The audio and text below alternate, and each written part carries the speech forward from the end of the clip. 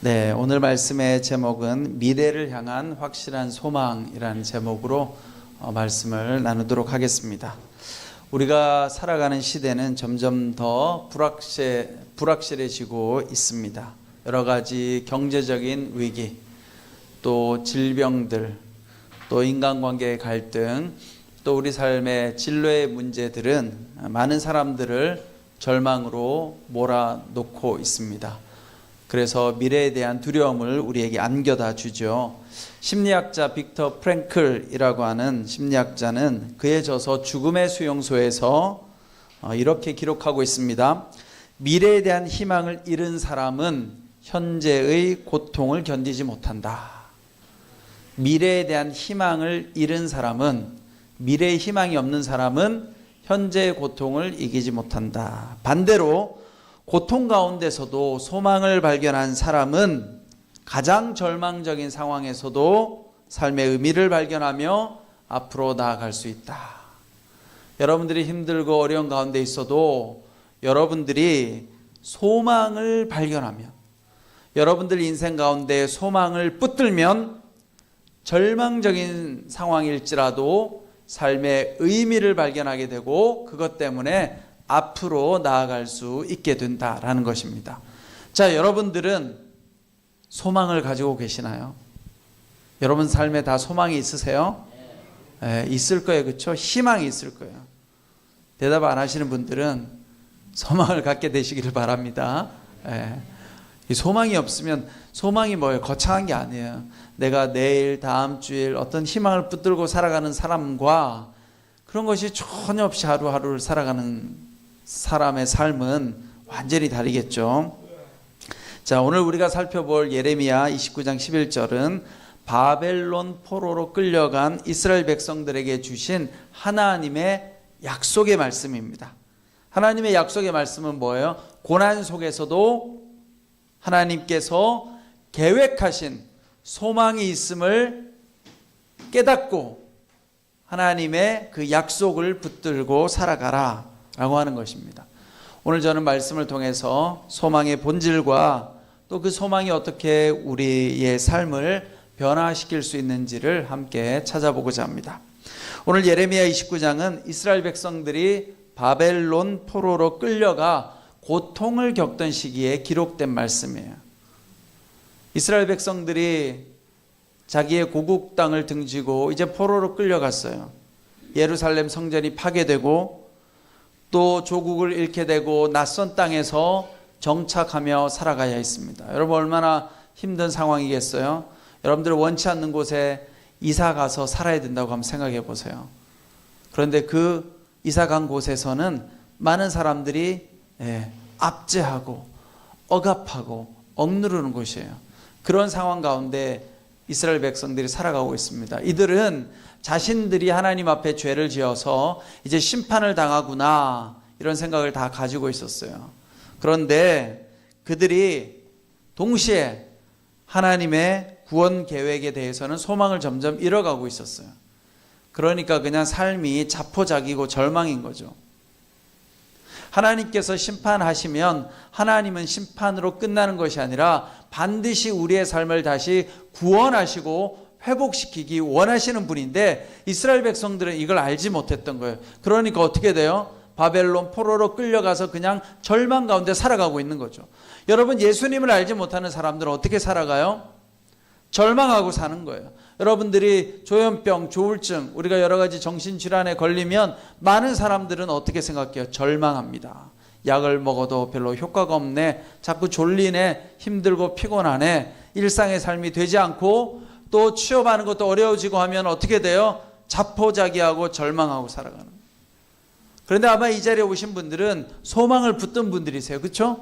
여러분들은 다 하나님 안에서 소망을 붙들고 살아가기 위해 이 자리에 오셨습니다.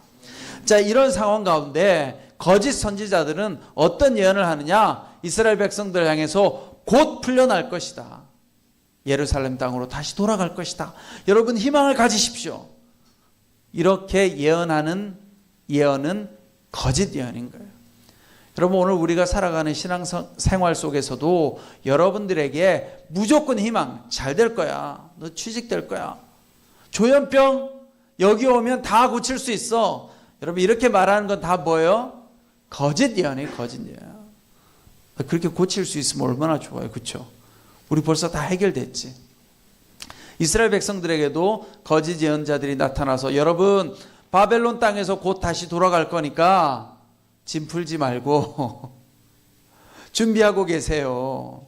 이것은 거짓 예언입니다. 그런데 예레미야 선지자는 이 바벨론 땅에 온 이스라엘 사람들을 향하여 뭐라고 이야기하느냐? 여러분 70년 동안 돌아가지 못합니다. 여러분 이곳에서 70년 동안 살아야 돼요. 하나님의 심판입니다. 라고 메시지를 전한 거예요. 그러니까 사람들은 예레미야의 메시지를 좋아했을까요? 그렇죠. 오늘 우리가 거짓 예언자와 참 예언자를 잘 구별할 수 있어야 돼요. 여러분들 귀에 달콤하게 이야기하는 것들, 금방 좋아질 것이고 금방 기도받으면 좋아질 것이다, 이렇게 말하는 걸 들으면 여러분 속으면 안 돼요. 하나님의 때가 있는 것이죠. 그래서 오늘 예레미야 선지자가 이스라엘 백성들을 향하여 여러분, 하나님은 여러분들이 이 바벨론 땅에서 70년 동안 포로 생활하기를 원하십니다. 그렇게 예언하는 거예요. 그런데 여기서 끝나는 것이 아니라 예레미야 선지자가 희망의 약속을 하나 합니다. 그게 뭐예요? 여러분, 하나님께서는 여러분들을 위한 미래와 소망을 가지고 계십니다. 오늘 우리가 읽었던 말씀이에요. 비록 하나님께서 여러분들의 죄 때문에 심판하셨지만 그것으로 끝나는 것이 아니라 하나님은 여러분들을 향해서, 혹은 하나님은 오늘 우리 이 자리에 있는 한마음 여러분들을 향해서 소망과 계획을 가지고 있다는 거예요. 비록 지금 이 순간은 우리가 여러 가지 정신질환과 삶의 고난과 어려움 가운데 시달리지만 그것에서 끝나는 것이 아니라 언젠가는 하나님께서 우리의 삶을 하나님의 계획 안에서 소망으로 인도해 주신다라는 것이 오늘 예레미야 선지자의 예언입니다. 여러분 이걸 믿으셔야 돼요. 별로 안 믿는 눈치인데 나에게 소망이 있을까? 우리의 현실은, 사단은 늘 우리에게 절망을 줘요. 몸이 아프고 문제가 잘 풀리지 않고 인간관계에 어려움이 생길 때마다 우리는 항상 어떤 마음이에요? 이거보다 더 나아질 수 없을 거야. 내 삶은 늘 이렇게 우울할 거야. 희망이 없을 거야. 취직도 어려워요. 취직했다가도 금방 직장 생활이 어려워서 나오게 됐어요. 우리가 이런 일들을 겪으면서 어떻게 돼요? 점점 우울하고 포기하게 되는 거예요.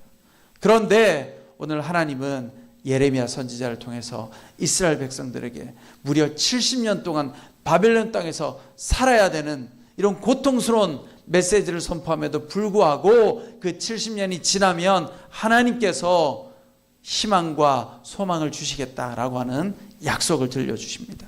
그래서 오늘 말씀 보면 11절 말씀해 보니까 내가 너희를 위해 갖고 있는 계획들을 내가 알고 있으니, 여러분 이 말이 무슨 말이에요? 하나님은 하나님의 백성을 향한 분명한 계획과 목적을 가지고 계시다. 우리에게도 적용해 보면 비록 우리가 조현병으로, 조울증으로, 정신질환으로, 또 다른 여러 가지 삶의 고난으로 힘들고 어려울지라도 그것만 보면 하나님은 나를 향한 계획이 없을지 몰라 라고 생각할 수 있지만, 아니요, 하나님은 여러분과 저를 향한 계획을 가지고 있다는 거예요. 하나님의 백성들을 향해서는 하나님은 반드시 계획을 가지고 있다는 거예요. 우리는 그 하나님의 계획을 믿고 붙들어야 돼요. 그런데 우리의 정신적인 장애가 우리에게 거짓 메시지, 거짓 속삭임을 자꾸 들려주죠. 야, 너 아무것도 아니야. 야, 이제까지 아무 일도 없었잖아. 앞으로도 아무 일도 없을 거야. 여러분, 거기에 우리가 속아 넘어가면 안 된다. 세상의 모든 것은 하나님의 선하신 주권 가운데 이루어진다. 하나님은 여러분과 저를 향한 선한 계획을 가지고 계시는 분이시다. 이걸 우리가 믿어야 돼요. 그래야 하나님의 계획이 이루어질 수 있는 거예요. 아멘? 네. 여러분들을 향한 다 계획이 있습니다. 아멘? 네. 그 다음에 하나님께서 그것은 평안을 위한 계획이지 재앙을 위한 것이 아니다. 그럼 하나님의 계획의 내용은 무엇인가? 평안이지 재앙이 아니다라는 거예요.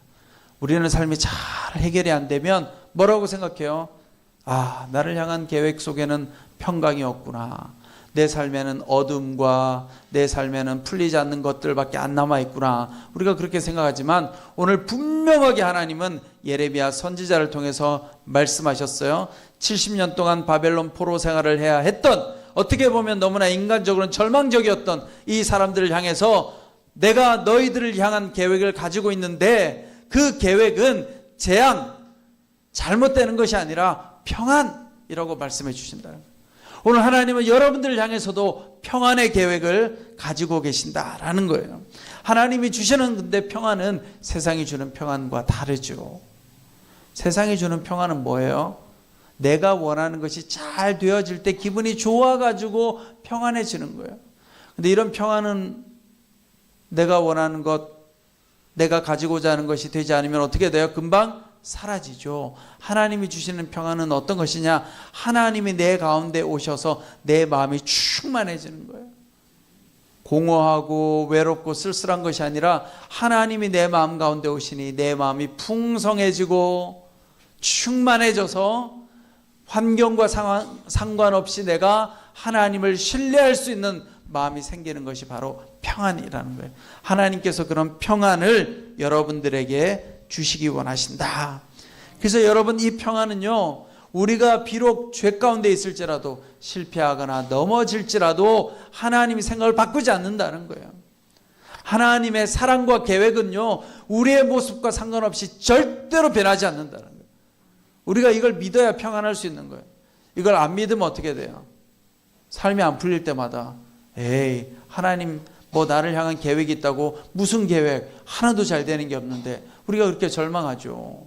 그런데 아니요, 하나님의 사랑과 계획은요 바뀌지 않는다는 거예요. 그러니까 우리가 믿음을 가지고 나아가야 된다라는 것입니다.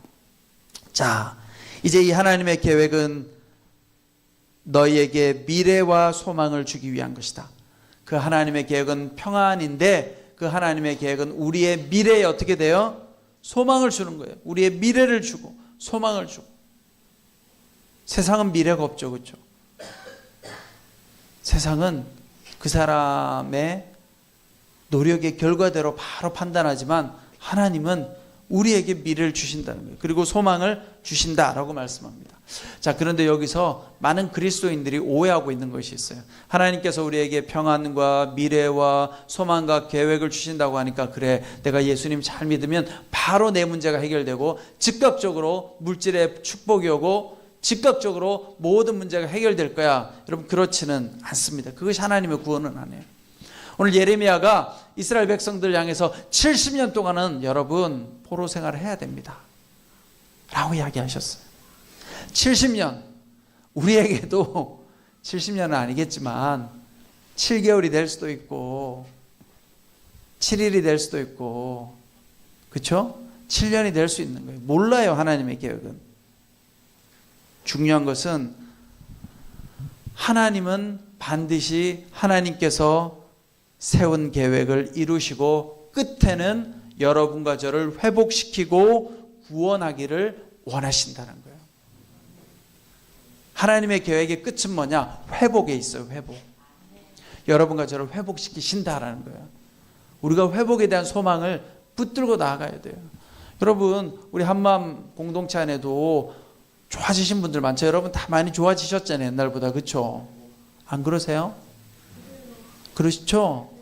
제가 처음에 왔을 때 어떤 마음이었냐면, 저분은 멀쩡해 보이는데, 제가 물어봤어요. 옆에 있는 저분은 여기 왜 계세요? 멀쩡해 보이는데요. 그랬더니 옛날에는 참 힘들었는데 한마음에 오랫동안 예배드리면서 많이 좋아진 거라는 거예요. 한마음에는 다 뭐가 있어요? 회복이 있는 거예요, 여러분. 없는 것 같지만 여기 오셔서 다 어떻게 변화가 일어나시잖아요. 여러분들이 하나님에 대한 소망을 붙들고 있으니까 점점 변화가 일어나는 거죠. 여러분, 하나님께서 우리에게 소망을 주세요. 그래서 우리가 그 소망을 붙들어야 돼요. 그런데 소망을 붙든다고 해서 바로 변화가 일어나느냐? 그렇진 않아요. 하나님은 우리에게 소망을 주시고 우리가 그 소망을 이루어가기를 원하시는데, 여러분, 이 소망을 이루려고 하면 성경에는 뭐가 필요하다고 이야기하느냐? 믿음과 인내가 필요하대요. 하나님께서 우리에게 주시는 소망을 이루려고 하면, 여러분 세상에서도 마찬가지잖아요. 여러분들이 뭔가를 바라는 게 있어요. 그럼 그 바라는 걸 성취하려고 하면 어떻게 해야 돼요? 믿어야지. 내가 저거 반드시 하리라.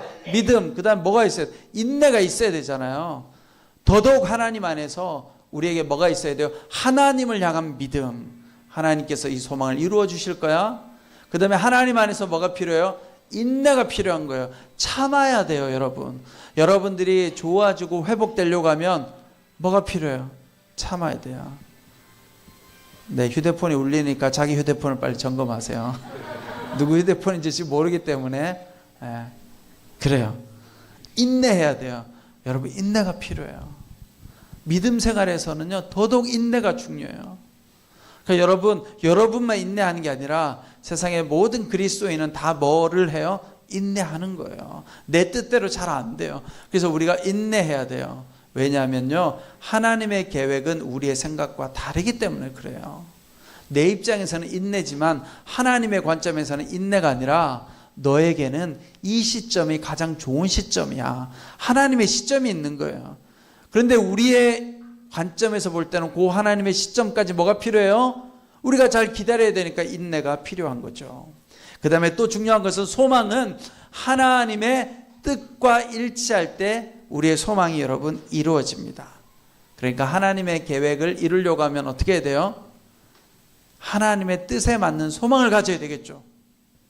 무조건 내가 하나님 앞에서 소망을 갖는다고, 하나님 난 이런 소망을 가지고 있습니다, 한다고 해서 다 이루어지느냐? 그건 아니다라는 거죠.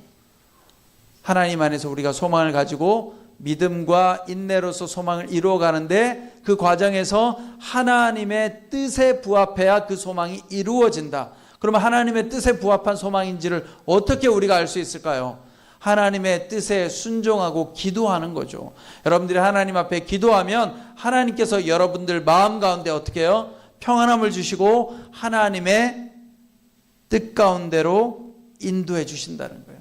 아, 내가 이런 것을 소망하고 있는데 기도하다 보니까 어떤 마음이 있어요? 마음이 평안해져요. 그리고 하나님의 인도하심이 계속 있어요. 그런데 내가 어떤 걸 소망하는데 기도하는데도 마음이 평안하지가 않아. 불안해. 그리고 늘 초조해. 그러면 내가 가지고 있는 그 소원과 소망이 하나님의 뜻이 아닐 수도 있는 거예요. 근데 이렇게 이야기하면 또 우울해져. 그럼 뭐야? 내가 원하는 대로 안 된다고? 근데 여러분 중요한 건요, 하나님께서 여러분들을 향한 소망은요 유익한 거래요. 내가 만든 소망은 나에게 유익할 수도 있지만 시간이 지나 보면 유익하지 않을 수도 있는 거예요. 아, 내가 저기 가가지고 원 없이 도박을 해봐야 되겠다. 하나님 수십억 주세요. 이런 소망은 유익하지 않잖아요, 여러분. 도박 중독에 빠져봐요. 그건 약도 없어요, 약도. 현대의학에서 지금 중독이라는 건 대부분 약이 없잖아요, 지금. 알코올도 마찬가지고.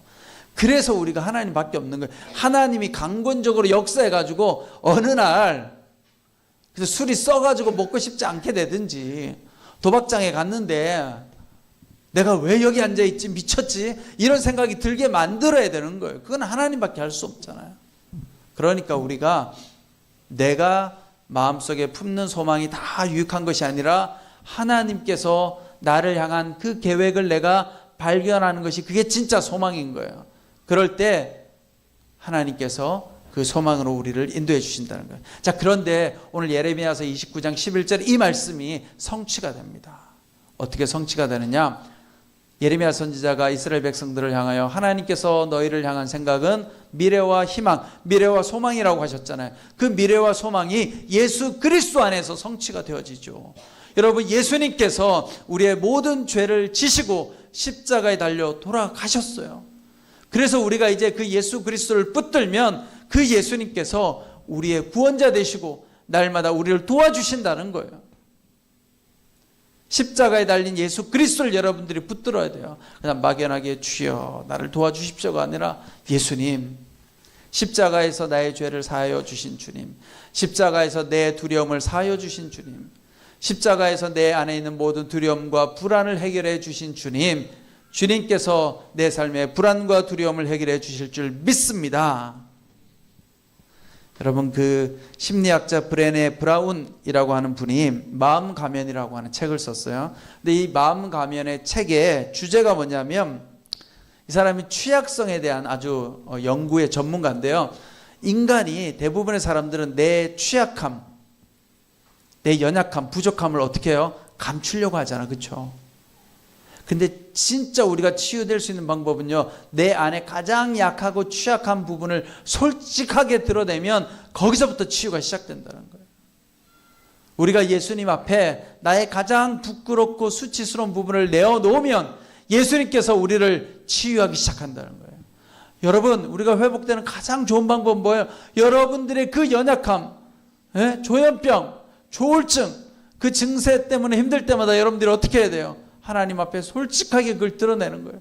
주님, 나는 이 질병 때문에 때로는 이런 망상에 시달리기도 하고 이런 고통스러운 생각에 빠지기도 하고 주님 앞에서 너무나 부끄러운 내가 행동도 생각도 하게 되는데 이것이 주님 나의 연약함입니다. 있는 그대로 나를 받아주십시오. 예수님이 아신대요. 왜냐하면요, 여러분 예수님께서 십자가에 달려 돌아가실 때 모든 옷이 다 벗겨주셨어요. 성경에 보면 병정들이 예수님의 옷을 다 벗겨가지고 4조각으로 나눠서 제비 뽑잖아요. 근데 우리가 성화에 보면 여러분 예수님이 옷을 걸치고 있죠. 그 왜 그래요? 차마 그림으로 그걸 그릴 수가 없으니까 모든 예수님의 성화나 예수님의 십자가 성상을 보면 다 여기 보면 중요한 부위는 천이 가려져 있잖아요. 위에는 다 벗겨져 있어도. 근데 성경에는 다 벗겨진 거예요. 얼마나 수치스러워요, 사람들 앞에서. 야, 너가 구원자냐? 구원자인데 그렇게 옷을 홀딱 벗고 서 있냐? 얼마나 많은 비난을 받았겠어. 그래서 예수님은 여러분과 제가 겪는 가장 부끄럽고 수치스러운 걸 너무나 잘 공감하고 알고 계신다는 거예요. 그래서 우리가 예수님 앞에 어떤 것이든지 솔직하게 드러내면 예수님께서 우리를 치유해 주시고 회복시켜 주신다라는 거예요.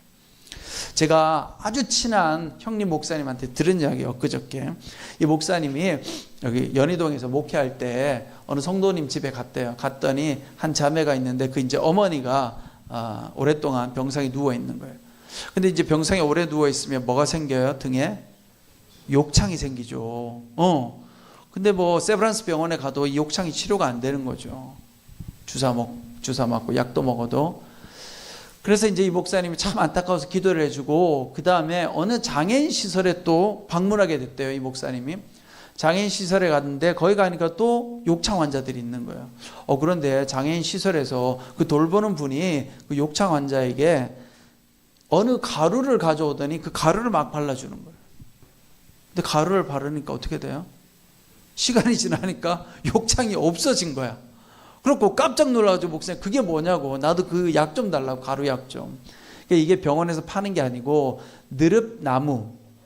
느릅나무를 갈아가지고 이렇게 가루로 만들어가지고 발라주면 이게 잘 회복이 된대요. 느릅나무가요 어마어마한 그 치유의 효과를 가지고 있다는 거예요. 그래가지고 이 목사님 나도 그 가루 좀 주세요. 그래가지고 이제 그 장애인 시설에서 만든 그걸 가져와가지고 이 자매, 신방했던 자매를 방문해서 이거 어머니한테 한번 발라줘 보세요. 그러니까 처음에는 어떤 마음이겠어요? 아니 세브란스 병원 가도 안 되는데 뭘 이걸 목사님이 들고 와서 바르라고 하나, 그런 마음이 들었겠죠. 반신반의하면서 이 자매가 이걸 어머니 등에 발라주기 시작했대요. 그렇게 시간이 지나니까 이 욕창이 없어졌더라고요. 깨끗하게. 그리고 시간이 지나서 어머니가 이제 돌아가셨는데 그 자매가 고백을 한 거예요. 우리 어머니가 그래도 깨끗한 몸으로 하나님 품으로 갈 수 있어서 너무 감사했다고.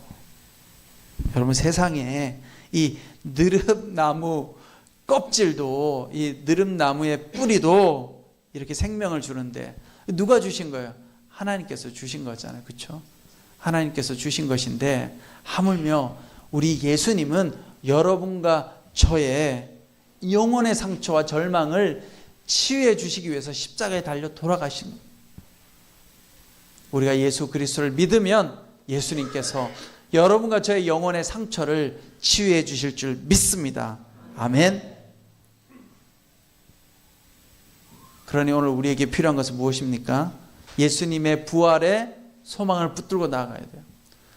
여러분, 우리는 잘 안 믿어져요. 솔직히 부활이 믿어지세요? 안 믿어지죠. 내가 본 적도 없고. 그런데 세상에서 유일하게 죽음의 권세를, 질병의 권세를 이긴 분은 예수님밖에 없잖아요. 그래서 예수님의 부활에는 생명이 있는 거예요. 능력이 있는 거예요. 그 어떤 것도 막을 수 없는 거예요. 모든 것을 이길 수 있는 힘이, 여러분, 세상에 죽음의 권세를 이긴 분은 예수 그리스도밖에 없어요. 그래서 오늘 여러분과 제가 비록 우리가 조현병, 정신질환에 시달릴지라도 예수 그리스도의 그 부활의 능력을 붙들면 하나님께서 우리를 치유해 주시고 회복시켜 주실 수 있다는 거예요. 그걸 믿으셔야 돼요. 아멘. 그런데 그 시간과 때는 모르는 거예요. 하나님의 계획 가운데 이루어지기 때문에, 그래서 우리는 뭐가 필요하다고 했어요? 믿음이 필요하고, 그렇죠, 인내를 가지고 하나님의 때를 기다려야 된다. 그래서 마지막으로 결론을 맺도록 하겠습니다. 오늘 예레미야 29장 11절 말씀은 우리에게 확실한 소망을 하나 주세요. 그 소망은 뭐예요? 하나님께서 우리를 향한 계획을 가지고 계시다. 하나님께서 여러분들을 향한 계획은 여러분들을 회복시키시고 여러분들에게 소망을 주고자 하는 것이다. 그럼 우리가 이 하나님의 계획과 소망을 붙들기 위해서 어떻게 할 것인가? 첫 번째는 현재의 시련을 소망의 눈으로 바라보아야 돼요. 여러분들이 지금 여러 가지 다 힘들고 어렵잖아요. 그런데 그걸 그냥 눈으로 보면 어떻게 돼요? 절망 끝. 에이, 내 삶은 왜 이래? 저 사람은 행복한데. 이렇게 되는 거고, 우리가 믿음과 소망의 눈으로 바라보면, 아, 하나님은 반드시 나를 향한 계획이 있다고 하셨지. 그 계획의 일부분이야. 내가 믿음으로 인내하고 기다리면 하나님께서는 회복의 길로 인도해 주실 거야. 두 번째는 기도로 하나님의 뜻을 구해야 되겠죠. 소망은 어떤 소망이어야 돼요? 하나님의 뜻에 합한 소망이 이루어진다. 그럼 우리는 하나님 앞에 내가 하나님 어떻게 하면 좋을까요? 하나님의 뜻 가운데 살아가기를 원합니다. 기도하다 보면 하나님께서 하나님의 뜻으로 인도해 주시는 거예요. 여러분들이 비록 조현병과 여러 가지 어려움에 시달릴지라도 그것을 통해서 여러분들이 세상 가운데 선한 일을 할 수 있잖아요. 우리 이관영 형제처럼 좋은 사람들, 세상 사람들에게 조현병에 대해서도 알려주고 그 어려움에 대해서도 나누고 이해할 수 있도록 만들고, 우리는 무엇인지는 모르겠지만 하나님의 선하신 계획 안에서 하나님의 뜻을 이루어가다 보면 하나님 그것을 통해서 우리를 회복시키시고 우리를 변화시켜 주신다라는 것입니다. 마지막으로 여러분, 하나님은 나 자신만을 위한 계획도 있지만 우리 공동체를 향한 계획도 있어요. 한마음 공동체를 향한 계획이 있어요. 우리는 여기 나와서 예배 드리는 것도 중요하지만 여러분들이요, 공동체 의식을 가져야 돼요. 이 한마음이 잘 유지돼야, 한마음이 하나님의 은혜 가운데서 사랑의 공동체로 잘 흘러가야 이 땅에 소망을 줄 수 있잖아요. 그렇죠? 세상에 한마음과 같은 공동체는 없잖아요. 여기 빼고는. 여러분들은 위대한 사명자예요. 이 공동체 가운데 나만 잘 되면 돼가 아니에요. 여러분, 나만 회복되면 돼가 아니라 우리가 함께 회복의 여정을 걸어가는, 하나님께서 우리에게 귀한 사명을 주셨지. 그 사명을 붙들고 나아갈 때 여러분들의 삶 가운데 하나님께서 놀라운 계획과 소망을 주실 줄 믿습니다. 기도하겠습니다. 사랑과 은혜가 많으신 주님, 그렇습니다. 이스라엘을 바라보면 바벨론 포로 가운데서 70년 동안이나 포로 생활을 해야 되는 절망적인 상황이었습니다. 그러나 하나님께서는 예레미야를 통하여 소망의 계획을 선포하십니다. 그리고 그 하나님의 소망은 예수 그리스도를 통해서 이루어졌습니다. 오늘 우리도 하나님의 소망을 붙들고 나아가게 하여 주시옵소서. 지금 당장 내 눈앞에서 바로 변화가 있지 않을지라도 반드시 하나님은 하나님의 때에 우리를 선하게 역사하여 주시고 회복시켜 주실 줄 믿습니다. 믿음으로 나아가는 우리 한마음 모든 성도님들 다 되게 하여 주시옵소서. 예수 그리스도의 이름으로 기도드리옵나이다. 아멘.